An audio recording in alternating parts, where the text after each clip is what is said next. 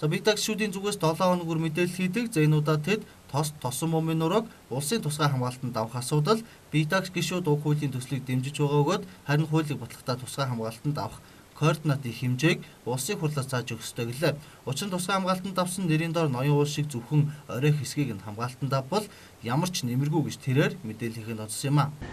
Тэр координатын тодорхой одоо улсын хурлаас чиглэл өгөх хэрэгтэй гэж ингэж байна. Тэгэхгүй болохоор нэг засгийн газар тогтооно гэчээд ноён уул шиг орой хэсгийг бас аваад үлдчихвэл одоо хангалтгүй юм болно гэж.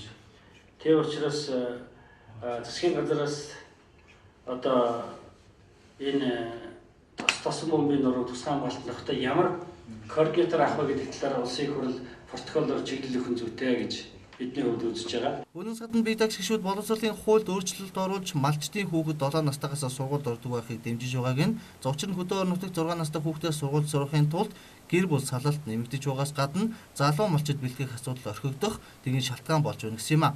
Өөрөөр хэлбэл хүүхдүүд хэтэрхий багасаа малаас холдож улмаар залуу малчдын тоо буурах шалтгаан болно гэж үзэж байгаа юм. Түүнчлэн сумын төвийн дотор баринд суудаг 6 настай хүүхдүүд хичээлдээ анхаарахаас илүү гэрээ санаж сэтгэл санааны дарамтанд ордог учраас 6 наснуудыг асрах багшийн хувьсах зардлыг боловсролын тухай хуульд нэмж тодорхой тусгах шаардлагатай гэсэн юм а. 6 настай хүүхд гэдэг бол үндсэндээ эцгийнхээ өрөөс гараагүй шиг хүүхдүүд байгаа юм. Тийм учраас хотынхны хувьд бол бас арай өөр. Тэр хүүхд бол одоо аав ээжтэйгээ гэртээ байж байна. Хөдөө сум баг дээр байгаа хүүхдүүд бол маш хүндрэлтэй.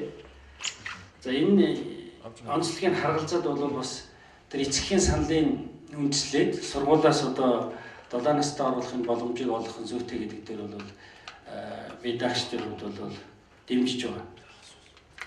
Өнөөдөр хөдөө сумдаар явхад бид нар иргэдтэй уулзахад гол хүндэдэг хэдхэн асуудлын нэг нь 6 настай хүүхдийн асуудал юм байна. Эцэгчүүд ийм санал тавьж байгаа. Зүгээр яг хурал дээр болохоор ингээд нэг яг залуу гэр бүлүүд бас одоо салах нэг үндэслэл болж байна гэдэг зүйл яригдж байгаа. Энэ бас ортой. Нөгөө талаараа малаас хүнд ирэх, залуучууд малаас хүнд ирэх, залуу малчдын тоо зөөрөхөд бас нөлөөлж байгаа юм. За энэ хаврын ээлжид чуулганаар ерөнхийлөгч өргөн барьсан хэд хэдэн хуулийн төслийг хэлцгээр төлөвлөсөн. За харин бие даагч гишүүд эдгээр чухал хуулийн төслүүдийг сонгуулийн дараа хэлцгэн зүйтэй гэж үзэж байна.